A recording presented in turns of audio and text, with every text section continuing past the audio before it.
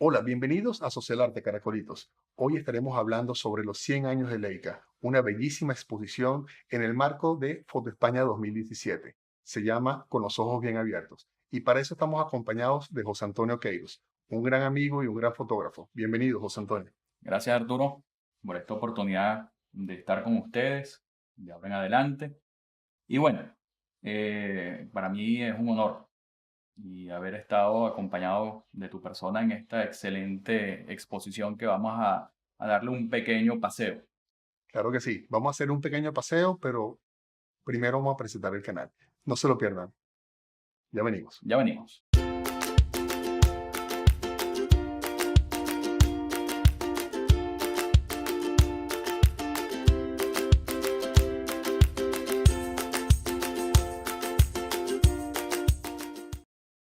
Empecemos el recorrido de una vez. Estoy seguro que estas imágenes lo van a enamorar, lo van a atrapar. La historia de Leica es súper interesante, José Antonio. Tuvimos la oportunidad de recorrer y vamos a enseñar ese recorrido. ¿Por qué no vamos poniendo ese recorrido mientras tanto vamos hablando? Cuando hicimos ese recorrido por toda la exposición y vimos esas imágenes que de alguna manera vemos en los libros, pero tenemos pocas veces la oportunidad de disfrutarla Ujú. frente a frente, ¿no? Fotos como la de Capa, la de Cartier-Bresson. Pero para poder entender todo esto y el peso específico que tuvo Leica en el siglo XX, es importante, más que importante, es indispensable entender la evolución y por qué nace esa cámara. ¿Nos puedes explicar un poquito de eso y puedes orientar a la gente cómo fue ese proceso? Claro, Arturo, mira, normalmente, como todo en esta vida, Ujú. hay muchas cosas que arrancan por un accidente o una necesidad, ¿no? Ay, Resulta ser que Leica no está muy ajena a esa situación. ok. ¿Por qué? Porque fíjate, si nos remontamos un poco en la historia de Leica, el ingeniero Oscar Barnack, Ujú. que era uno de los ingenieros de Leica, en ese momento de lo que vendría siendo una empresa o una de las empresas más famosas y más importantes de fabricación de ópticas, ¿ok? Se dedicaba a microscopios, ¿no? Microscopio, la Ujú. óptica justamente a la parte de lo que vendría siendo las ópticas de magnificación Ok. para microscopio. Resulta ser que este señor, este ingeniero, era fanático, Amante. amante a la fotografía de paisaje, Ujú. fotografía de calle, mas no lo podía lograr porque él tenía una enfermedad muy común que es el asma, pero en aquel momento no es como ahora que es mucho más controlable, en ese momento era bien complicado y para él era imposible andar en la calle buscando esos paisajes, esas tomas con unas cámaras, unos equipos tan grandes, tan aparatosos, Ujú. como eran las cámaras en ese momento de placas, ¿no? Y bueno, sabemos que por sus pesos el equipo completo podría pasar de los 30, 40 kilos o más, En algunos casos, en sí, algunos sí. casos, para poder entonces hacer una toma en cuánto tiempo. Cada 20 segundos, porque tenía que preparar la placa, montarla, preparar todo para poder hacer la foto. Imagínense, 20 segundos para tomar una foto. Hoy en día hay cámaras que toman 20 fotos por segundo o más. Entonces, imagínense, Sí, tenía que pensar muy bien tu foto porque después de eso iba a pasar a la persona más experimentada 20 segundos antes de poder volver a sí, tomar otra más, ¿no? sí, era bien complicado y bien engorroso. Pero bueno, eso justamente logró de que Oscar Barnack justamente se abocara al diseño y a la creación de una cámara que fuese mucho más portable, mucho más compacta, y así poder él salir al ruedo, a la calle, a buscar esas imágenes de sus A paisajes, a disfrutar de su disfrutar la fotografía, fotografía, claro. tal cual. Esto, justamente eso pasa en el año 1913, justamente o en 1913, donde nuestro amigo Barnack hace su primer prototipo, Ujú. logrando el uso de la película de 35 milímetros, que era la película en ese momento de cine, Formato de cine. cambiando un poco el aspecto porque logró utilizarlo en 24 por 36 milímetros Ujú. y algo que es bien curioso, justamente logra un carrete. La idea era utilizarlo 40 exposiciones por Ujú. carrete, que era bien complicado por el grosor del mismo y tuvo que reducirlo a 36 exposiciones Que después se convirtió en formato, en ¿no? un Porque los formato, rollitos eran de 36, en un 24 formato, o 12, ¿no? tal cual. Justamente, bueno, marca una pauta en la fotografía, Claro. ¿no? En ese momento. Pero justamente, fíjate, todo esto está pasando para poder satisfacer un impedimento físico que él tenía y las necesidades que él él requería por el tema de la Sí, el fotografía. ingenio del ser humano siempre se basa en necesidades, pues, de Sí, cubrir necesidades y él tenía esa necesidad en ese momento, pues. exactamente. Entonces, bueno, nada, él agarró, convenció a su jefe Ujú, en 1923, justamente, para que le permitiera lograr 31 prototipos justamente de esta cámara, pero hay algo que es un punto bien importante. ujú. No era justamente para que fuese una cámara para el público, era justamente la cámara para ser utilizada para las pruebas y la demostración de una nueva óptica que se iba a lanzar en ese momento, de un nuevo lente, Ujú. que era el 50 milímetros, El Marí el Mark 3.5. 3.5. Entonces, fíjense, qué interesante, ¿no? La cámara no era el fin, sino era el medio para vender unas ópticas que estaban desarrollando ellos en ese momento para el área de fotografía o para cualquier tipo de área, no sé cuál sería, me imagino que sería fotografía en ese momento, pero terminó siendo qué lo que impactó en esa exposición. Sí, bueno, en el 1925, justamente en la feria de Leipzig, Ujú, en Alemania, resulta ser que, bueno, nada, se lleva a la exposición esa óptica con el primer cuerpo que justamente Barnack diseña, ese prototipo, para hacer la demostración del lente. ¿Cuál fue la sorpresa para muchos? Que todos los ojos fueron hacia ese cuerpo de esa cámara, algo completamente novedoso, portable, pequeño, y llamó mucho la atención. Y justamente, bueno, nada, de ahí es donde empieza el desarrollo serio de lo que vendría siendo la primera serie comercial de las cámaras Leica en 35 milímetros. claro, pero veamos la importancia de esto y entendamos el contexto, ¿no? Pasamos de una cámara que pesaba, o sea, muchísimo, de 10 a 20 a 30 kilos, dependiendo del modelo, ¿sabes? A una cámara que prácticamente cabe en un bolso de una mujer, donde no solamente tiene esa propiedad de que es portátil, sino que además tiene la posibilidad de lanzar o de capturar 36 imágenes sin tener que cambiar de rollo. Aquella tomaba una sola foto, imagínense, era totalmente impráctico. Obviamente la persona tenía que pensar muchísimo más la fotografía de lo que lo pensó después con 36 fotos, así como dirán de ahorita que ahora con la era digital, ahora es mucho más sencillo que con la era de rollito, ¿no? Pero bueno, eso es lo importante, ese paso tan importante que dio Leica en ese momento, que permitió de alguna manera universalizar la fotografía. Ya Ujú. no, ya no, hay gente que me dirá, bueno, Arturo, pero existía la Brownie, ¿sabes? A finales del siglo XIX, principios del siglo XX, ya Kodak había desarrollado una cámara que te tomaba 100 fotos, que te cargaba un rollito de 100 fotos. Es verdad, pero tú no controlabas la imagen final, tenías que tener unas condiciones de luz muy específicas y tomar la foto y ya está. Tal Porque no podías controlar ni profundidad de campo, no podías controlar la velocidad de la toma, no podías controlar nada. La cámara lo hacía todo. En esta es la primera vez que el fotógrafo tiene el control y no de una sola imagen, sino de 36 imágenes. Entonces, esto abrió un mundo totalmente diferente a la fotografía Ujú. y que permitió de alguna manera, por su tamaño y por su practicidad y por la cantidad de imágenes que podía tomar, revolucionar en ese momento lo que era la captura de la imagen. Es así. Bueno, y fíjate que ya en el año 1930, justamente es cuando aparece la primera Leica a nivel comercial, que vendría siendo la Leica 1, Ujú. ¿ok? Con tres objetivos únicamente. 3 lentecitos nada más, que ahorita Sí, nosotros queremos tener 40 cada que uno. eran nada más, sí, bueno, más o menos es lo que tenemos. Es más bueno. El 35 milímetros como Ujú. un angular, el 50 milímetros y el 135. Sale justamente a la parte de lo que vendría siendo comercial, ese primer cuerpo con esas tres ópticas, Ujú. generando una gran revolución en la parte fotográfica en ese momento, en 1930 justamente. Claro, porque ya no era solamente que tuviésemos una cámara portátil, sino que podemos tener la posibilidad de hacerla de lentes intercambiables. Se convierte en la primera cámara DSLR en el mercado, la primera cámara reflex. Bueno, no es DSLR, es SLR porque no era digital, Ujú, pues, y era telemétrica, ¿no? Pero es la primera cámara entonces que tenemos con lente intercambiable en la ujú, historia de la fotografía. Un cambio totalmente diferente. Nos permitía llegar a muchísimos más lugares de una manera más discreta, no invasiva por su tamaño y que no intimidaba a aquellos que estaban frente a la cámara. Entonces la convirtió en la herramienta perfecta del fotógrafo y que de alguna manera se convirtió en eso, tal cual. en esa herramienta que permitió desde la fotografía de paisaje, la fotografía de moda, la fotografía de fotoperiodismo, la fotografía documental, la fotografía de autor, cada uno lo utilizaba con sus propósitos de expresión visual pero se adaptaba a todo. Es increíble. Es una cámara totalmente, prácticamente hecha a mano o finalizada a mano, Ujú. que tiene una precisión increíble en todas sus ópticas.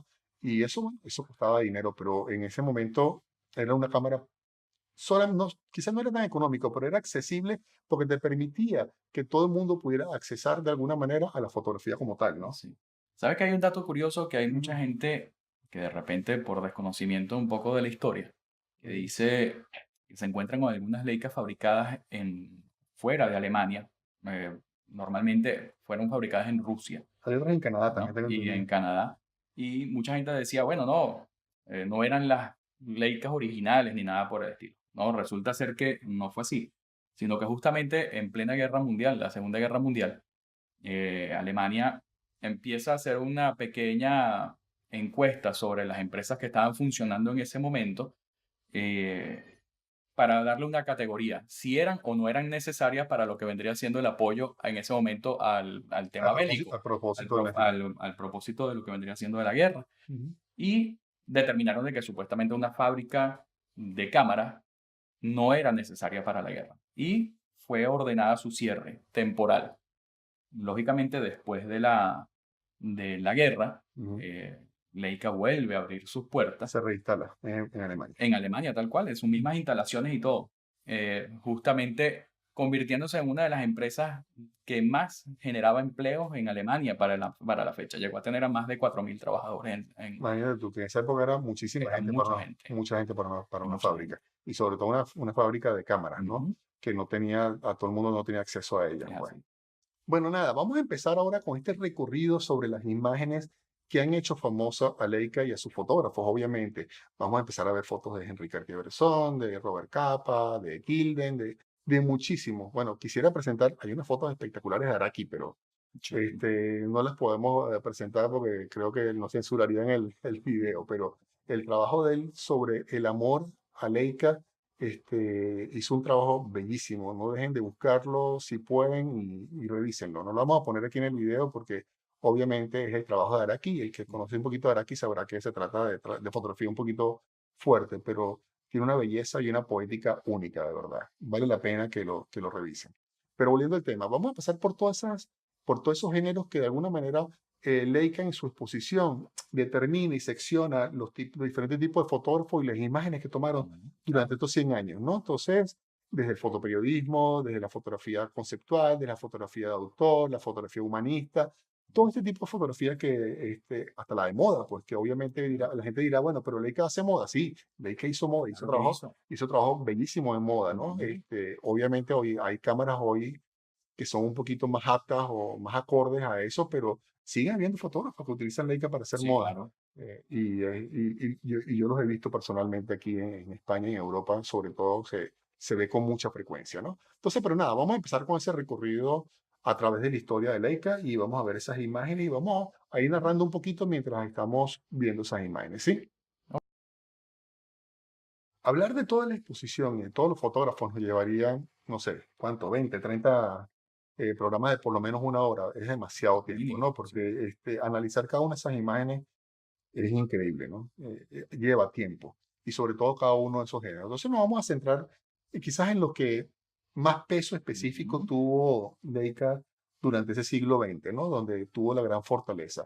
Y quizás la primera y la más importante es la que vamos a dejar de último, que es la de fotoperiodismo, ¿no? Para que Ah, bueno. dejarle el lomito al final, ¿no? Que es donde está el peso de verdad y el trabajo increíble de todos esos fotógrafos que utilizaron esas cámaras, ¿no? Pero bueno, nada, empecemos podemos empezar con la fotografía de moda, ¿te parece? ¿Me hablas Sí, de sí. algún autor que te llame la atención? Bueno, mira, ahí tenemos a Paolo Roversi. Ujú. Bueno, que Tiene vamos a ver unas imágenes bien, pero bien interesantes. bien interesantes de él, ¿no? Fíjense que esas imágenes que estamos presentando en estos momentos no son solamente de moda, ¿no? Parecieran retratos, pareciera, Sí, hay algo de... no es una foto posada nada más, es una foto retadora, es una foto que muestra atrevimiento, ese hombre vestido de mujer también, ¿sabes? Es un concepto Es un único. concepto, ¿no? Y mucha gente se equivoca, algunas veces piensa que la fotografía de moda siempre tiene que ser una estética perfecta y una estética sobre un paisaje perfecto y con el modelo perfecto. Y hoy en día, y no es de hoy en día, sino desde siempre, la moda ha tratado de ir más allá para que esas personas sean recordadas, porque si no, siempre va a haber una persona bonita, Claro. José Antonio, y siempre va a haber una cara más bonita que la otra y nos va a llamar la atención. Pero las fotos que se quedan grabadas en nosotros son este tipo de fotos que estamos viendo ahora, que nos permiten de alguna manera recordar y que nos den ese punto, que nos haga vibrar, que nos haga recordar con algo diferente, una manera diferente de mostrar la moda como la que tuvo esta persona. Tal cual. Bueno, y lo podemos observar en sus imágenes, ¿no? En Claro, esas claro. obras que de verdad que vale la pena dar un pequeño pausa y poderlas ver como debe ser. Claro que sí. Sigamos con la fotografía subjetiva. Y este autor sueco que yo todavía no logro pronunciar su apellido, tú me puedes ayudar un poquito en eso, porque verá que es Sí, bien complicado. es algo así como Kristen Stromholm. Es interesante, ¿no? Porque la foto que da la cara por la exposición, esa es la de la mujer tan interesante con los dedos en la cara, ¿sabes? Ujú. Es una foto de él, ¿no? Una foto súper, súper atrevida, súper Claro. diferente. Para ese tiempo en la fotografía, ¿no? Una fotografía bien conceptual, bien subjetiva, ¿no? Y tiene otros trabajos, como el trabajo del perro que le hace competencia a Rin Tin Tin de Nelson De Garrido, Nelson Garrido. de Nelson Garrido, que lo convirtió al final en una estética de lo feo, pero que lo convirtió en su firma para todas sus fotografías. Ujú. Este no es el caso de este fotógrafo sueco, sino que tiene una foto que hace referencia a la misma estética en un momento dado. Pero un trabajo bien interesante, ¿no? Sí, porque aparte que justamente no nada más se enmarca en ese tema de esa estética, no De lo vamos a feo. decir de lo feo, pero bueno, algo bien curioso, porque también tiene una serie de retratos excelentes, justamente como tú Sí. dijiste. Está el retrato que es nada más y nada menos que la portada de esta excelente exposición, ¿no? A nivel mundial. Pero bueno, yo creo que más de hablarlo, deberíamos estar viendo un poco estas imágenes. Imágenes, sí, porque no es más allá de presentar o un fotoreportaje o una fotografía, fotoperiodismo o documental como era lo que había en esa época, y lo que dominaba la fotografía en esa época, o fotografía de moda, era algo más allá, pues ya el trabajar la subjetividad a través de la fotografía era súper interesante, ¿no? Hay autores anteriores a él que ya la tocan, ¿no? Pero qué interesante el trabajo de esta persona, ¿no? Y Sí, estas imágenes de verdad que hablan por sí solas y nos permiten adentrarnos un poquito en este tipo de género fotográfico que todo el mundo debería en algún momento dado de experimentar y sí, buscar, porque te ayuda a desarrollar un lenguaje, ¿no? es así, Ok. es así. Vamos ahora con la parte de la fotografía de autor. Esa fotografía que de alguna manera tiene esa firma específica o que tiene esa característica de cada uno de los fotógrafos que la han representado, ¿no? Porque al final suena tonto, pero cada fotografía es una fotografía de autor, porque al final tiene la firma de cada uno de nosotros, ¿no? Pero aquí tenemos trabajos súper interesantes como el de Burri, ¿no? Por Sí, ejemplo. tenemos el trabajo de Burri, Ujú. tenemos el trabajo también de François Fontaine. Fontaine, Ujú. como también tenemos el trabajo de Bruce Gilden. Bruce Gilden. El trabajo de Bruce Gilden es impresionante, ¿no? Uno entra a la exposición y uno debería ir con un cierto sentido, ¿no? O te invita a la exposición a empezar por la parte de la historia de la fotografía, el desarrollo de la cámara Leica, de esas primeras fotos de Barnard, pero cuando ves su retrato de Gilden, Sí. como que hay un imán que te jala así y te dice, ven para acá, tienes que venir para acá, tienes que Es venir para único. acá. Vean esas imágenes, esos retratos de esas mujeres en Nueva York, en Manhattan, son increíbles, el detalle, la expresión, el orgullo de esas mujeres, de verdad que ese fotógrafo es genial, genial, tienen que revisarlo, ¿no? Ahora vean este trabajo de François Fontaine. Le voy a reconocer una cosa, de verdad, verdad. Aquí es secreto y todo. Yo no tenía ni idea de ese fotógrafo antes de la exposición. Qué trabajo tan espectacular y tan poético tiene José Antonio. Sí, bueno, de hecho es algo con una firma bien, pero bien Denotada, ¿no? denotada y auténtica, ¿no? Sí. Auténtica porque justamente lo que tú y yo estábamos conversando en plena exposición, donde muchos nos matamos por buscar esa perfección, esa nitidez, ese enfoque de las fotografías, aquí vemos algo completamente todo lo contrario.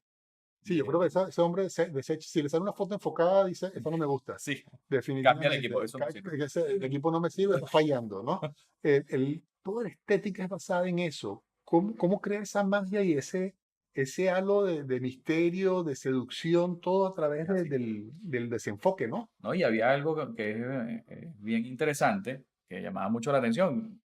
Eh, Todas las personas que estaban viendo las obras de él permanecían mucho más tiempo frente a estas obras, justamente porque tenía que automáticamente darle ese trabajo a la creatividad, a la imaginación, debido a del que observador. justamente de que ese observador tenía que completar un poco esa imagen, ¿no? Claro, porque tenía que, no solamente no descubres a primera vista qué es lo que está pasando, porque es imposible, todo está desenfocado, pero te invita a que navegues a través de la imagen, a que te sumerjas en esa fantasía que él fotografía. Vamos a darle el link allá abajo, ¿verdad, José Antonio, de la página web de él para que vean un poquito más de su portafolio. Súper interesante, ¿verdad? Cómo hace de la imperfección su lenguaje. Qué increíble. No, vale la pena porque de hecho el portafolio es bien completo Sí, sí, y lo es. hay muchísimas obras interesantísimas, interesantísimas. De verdad que vale la pena que nos tomemos un tiempito para poderlas ver bien. Sí, señor. De verdad que esos tres autores yo los revisaría, a Burri, a Gilden y a François, porque de verdad que son impresionantes. Tienen un trabajo bellísimo. De todas maneras, pues les podemos dar otros referentes que tuvieron en la exposición, pero creo que esos son los tres que más me impactaron a mí, Arturo Macei, y creo que también a ti, No, José. Sí, sí, igualmente sí, coincidimos en eso, de verdad que, completamente. de verdad que fueron bien bellos y bien Ujú. diferentes.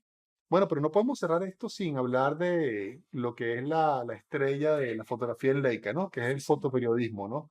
Y que de alguna u otra manera fue lo que catapultó a Leica también porque permitió que esa gente pudiera accesar, ojo, la guerra civil americana se fotografió, ¿sabes? Y se cargaban casi que una carreta completa para un fotógrafo y dos asistentes para poder registrar muchas de esas fotos posadas, pero en sí, este, el tener esta cámara accesible, ese 30 y 50 milímetros, ese 35, perdón, y 50 milímetros, con lo cual grandes fotógrafos como Robert Capa Ujú.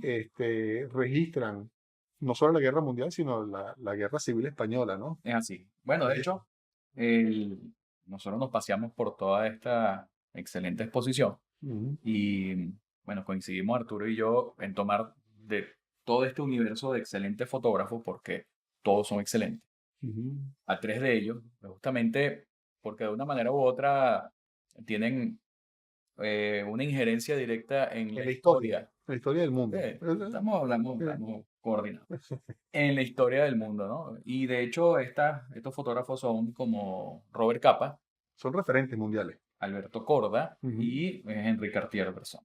Sí. Bueno, Robert Capa, súper conocido por su etapa en la Guerra Civil Española, obviamente se convirtió en el referente de la fotografía de guerra. De hecho, Ujú, el premio más importante de fotografía de guerra hoy en día lleva su nombre. ujú. Lo curioso es que el nombre de él no era ese, él tenía otro nombre, es un fotógrafo húngaro que adopta ese nombre junto a su pareja, que era Yerda Taro, y iba a decir Burri, pero no es Burri, a Chin, Aquí. que durante la Guerra Civil se convierte en un equipo y de alguna manera para poder vender su trabajo y hacerlo interesante, toman este nombre de Robert Capa, que es la unión de un gran actor y un gran Ujú. director en ese momento, para hacer ese halo como hollywoodesco e importante de fotógrafo extranjero que venía a hacer la corresponsalía y al final le termina adoptando ese nombre Tal como, cual. como propio, pero el trabajo de él es impresionante. Esa foto que ven ustedes del soldado miliciano de la Guerra Civil Española es una de las tantas fotos espectaculares de Robert Capa Sí. que decía, imagínate, en época de guerra, eh, en pleno campo de batalla, estar con un 35 y un 50 milímetros registrando todo, Sí, ¿no? de hecho, una de las ópticas preferidas de él era su 50, ¿no? Claro, Su claro. 50, él amaba esa lente. Bueno, otro trabajo interesantísimo de él, véanlo, con mucho defecto Ujú, técnico, pero no defecto técnico de él como fotógrafo, sino el momento del revelado fue el desembarco de ujú. Normandía, el día cero, ¿no? Tal cual. De verdad que es un trabajo impresionante que después él termina escribiendo un libro sobre eso. El libro también lo recomiendo enormemente, le voy a dejar un link allá abajo para que lo puedan ubicar, pero un fotógrafo increíble, de verdad que vale la pena registrarlo, Es así. registrarlo. Bueno, igualmente podemos hablar de Alberto Corda, Fotógrafo fotógrafo, que se convierte en la ironía más grande de la fotografía, ¿no? ¿vale? Sí, porque ustedes decían, "Bueno, ¿y por qué es irónico?". Bueno, no, él no es irónico como fotógrafo, obviamente es un excelente fotógrafo, pero convierte el símbolo del comunismo, como lo es el Che Guevara, en la fotografía más comercial de la historia. Es así. Es la fotografía más vendida. Entonces, por eso le veo ese halo irónico, esa cola irónica que tiene esa imagen, ¿no? Aunque él no se benefició, sino más allá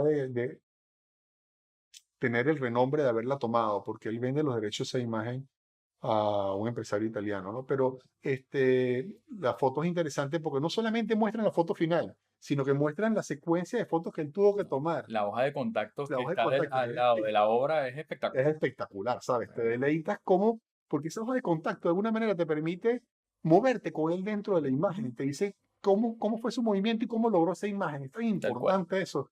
Y van a ver cómo al final hace un reencuadre para terminar esa foto con tanta fuerza como la de Che Guevara, ¿no? No sé si te pasó a ti lo mismo que a mí, Ujú. pero justamente a mí me llamó mucho más la atención y estuve más tiempo observando esa hoja de contacto que la Definitivamente. obra final, porque Claro, aparte de eso, hubo varios errores previo.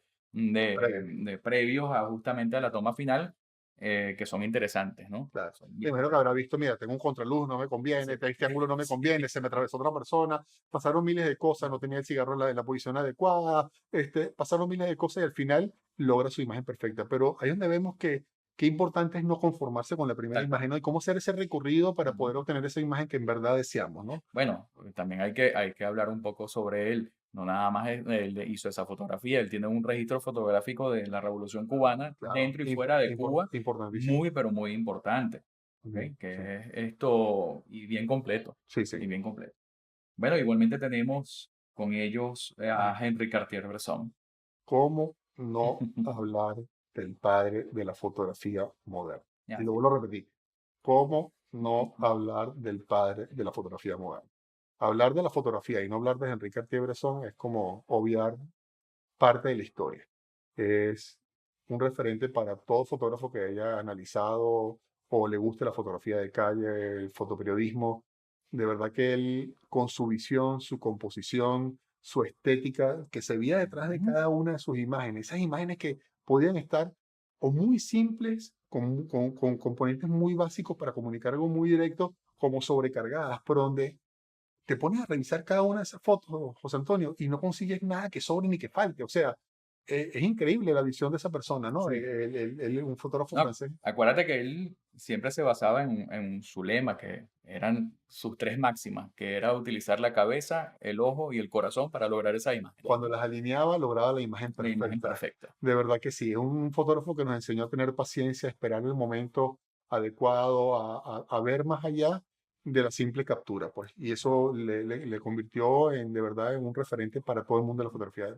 No pueden dejar de verlo. Aquellas personas que no lo conozcan, me imagino que la mayoría lo conocerá, pero aquellos que no lo conozcan, no se sienten intimidados por no conocerlo, pero sí creo que es una tarea obligatoria para toda persona que quiera adentrar y ver más allá en la fotografía, analizar este personaje, porque de ¿No? Y verdad, acuérdate que él también hizo excelentes retratos de personas muy importantes en la claro, historia. claro. Esto como Picasso, como Marie Curie, Sí, bueno, eran co- todos amigos y vivían, y también se le hizo a Fidel Castro, sí, como entre otros, Edith pues, Piaf. sí. eh, Entonces, tiene un trabajo de verdad súper interesante, ese trabajo de retratos, como también el trabajo de fotografía de calle, no dejen de verlo y analizarlo, porque pueden aprender muchísimo composición. Una de las cosas que nos permiten aprender más no es nada más ver las fotos que nos gustan, sino analizarlas, entender qué es lo que nos llama la atención y qué nos lo atrapa. Esos encuadres, ese encuadre natural que utilizaba muchísimo él, ¿no? Que buscaba los marcos, buscaba las ventanas para encuadrar a las personas, buscaba a los sujetos, ese contraste entre lo que estaba pasando y lo que él veía. Es increíble, de verdad que el fotógrafo como tal tiene que ser el referente para todo el mundo que quiera dedicarse a ese tipo de fotografía. Acuérdate, mente, ojo y corazón. Y corazón, alineados para lograr esas imágenes. Es así. De verdad que sí. Entonces, nada, creo que con esto le hicimos un recorrido bien breve. La exposición es mucho más extensa que esta. Hay otras áreas de la fotografía, como la fotografía humanística y otras que en verdad no queremos hacer esto muy largo, sino más bien meterles ese gusanito, ¿verdad? Tal cual. Meterles esa piquiña para que ustedes investiguen un poquito más. Estoy seguro que van a encontrar mucha literatura en la web sobre esta exposición y vale la pena que la vean. Y si ven una imagen o un autor que les llame la atención, no dejen de investigarlo. Y no solamente investigarlo, sino revisar qué es lo que les hace clic, por qué les hace, y quizás eso lo pueda ayudar a ustedes también a desarrollar ese lenguaje, porque es importante el contenido. Es verdad, nosotros le hemos dedicado mucho tiempo, José Antonio, Ujú. a la parte técnica del manejo de la cámara, a la parte técnica del revelado, pero si no tenemos un contenido profundo en nuestras imágenes, o que nos mueva, que de alguna manera el observador se enganche con ella, solamente tenemos una imagen bonita que la gente va a olvidar así, porque todos los días competimos con 2 billones de fotos o más de 2 billones de fotos que se suben en la red. Entonces necesitamos ese extra y ese extra te lo da el contenido. Y vamos a seguir trabajando sobre eso. Así será. ¿Ok? Bueno, nada, quiero darle la cámara a José Antonio para que se despida. De verdad, gracias por acompañarme en este recorrido. Vamos a intentar hacer otros recorridos. Acuérdense que lo estoy comprometiendo ahorita para que haga unos videos tutoriales de cómo hacer fotos con lo que tenemos, porque algunas veces nos complicamos un poquito diciendo que necesitamos el equipo más costoso o con mayores características técnicas y no siempre es así. Bueno, sí, es así, Arturo. Primero que gracias por justamente esta oportunidad de estar y de formar parte de este equipo, Ujú. ¿no? Y así como tú dijiste, vamos a estar haciendo una serie de videos interesantes de tratar de lograr una buena imagen con muy poco material, tanto de iluminación como de cualquier tipo de accesorio, ¿ok? Justamente para darle uso a todo lo que tengamos a mano para lograr ese objetivo, ¿no? Sí. A veces que tomamos vemos unas fotos en internet o he tomado uno y uno dice, oye, qué foto tan increíble, qué cámara habrá utilizado, qué luz, y ves el detrás de escena y lo que da es vergüenza. Sí, sí, tal cual. Pues piensas que, ¿sabes? ¿Cómo hicieron con ese rancho estudio? Pues es un rancho estudio algunas veces para hacer esas fotos y salen fotos maravillosas, porque las limitaciones las tenemos nosotros, Es así. no los equipos. Entonces, vamos a aprovecharnos de lo que tengamos y de verdad que José Antonio es un experto en eso y que estoy seguro que va a aportar muchísimo al canal en referencia a eso. Ok. ¿Ok? Bueno, Bueno, nada, muchachos, muchísimas gracias por atreverse. Muchísimas gracias por aguantarnos durante estos minutos. Espero que ese gusanito haya entrado y que ustedes investiguen un poquito más y trabajen sobre el contenido de sus imágenes, que también es importante. No es que también es importante, es la base de todo. Porque podemos tener imágenes no perfectas como la de François, pero que tienen un contenido tan denso y tan artístico que nos atrapan. No todo está en la técnica, ¿ok? bueno, espérate, cuando tú quieras. ¿Cuándo arrancamos? No puede ser. Ok. Oye, sonó bien el hueso. Ok.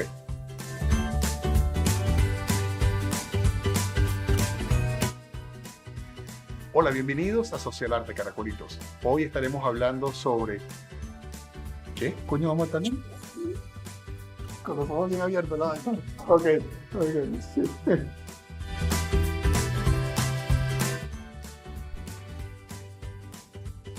Vamos ahora a la fotografía subjetiva, José Antonio. Ese fotógrafo que yo todavía no logro pronunciar su apellido. Tú me puedes ayudar un poquito en eso. Fue un fotógrafo sueco que de verdad que el trabajo me encanta, pero es difícil de pronunciar su nombre, ¿no? Sí, algo así como Christian Stromholm. ¿Nos puede hablar un poquito de su trabajo? A qué se hace referencia? ¿Por qué lo vimos tan importante dentro de la exposición? No. ¿Sí te acordás? No te acuerdas. Tú tampoco te acordabas. ¿Te acuerdas? Pues, no, pero no, ¿no?